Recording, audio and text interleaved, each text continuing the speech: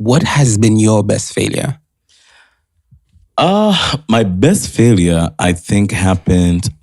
Let me segment them.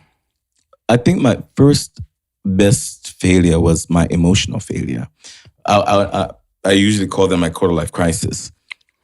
So when I quit my first job, that was more emotional. That was me failing myself as well, because I'm a trained communicator. Right. I'm trained to communicate well in front of people, but I couldn't communicate my thoughts well when I was working. So even when I quit that job, which I really loved, I had quit with, first of all, I failed myself. That's what I felt like. Okay. And I failed other people as well. How? They in a way, I quit that first job in the pinnacle of my career. Okay. And I was doing all the great interviews. P Square's in town, I host them.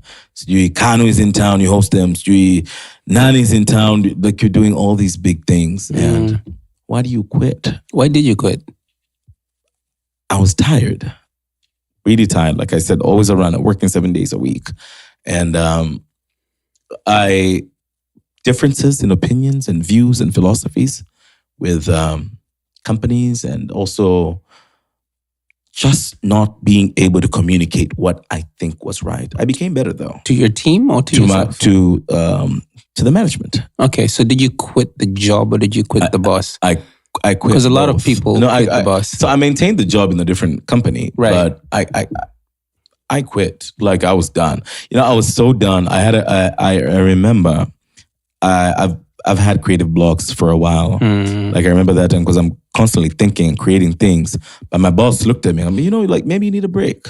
Maybe we need to add a little money in your salary. Right. Take a break. Go to Zanzibar. I think it was my first time I went to Zanzibar.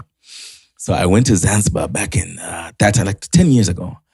And after 4 or 5 years of working there, and I thought that my quarter life crisis will come to an end when I go to Zanzibar. So I went to Msasa with a friend, and I came back like the day before I went to that office, and either say I'm in it or I'm quitting.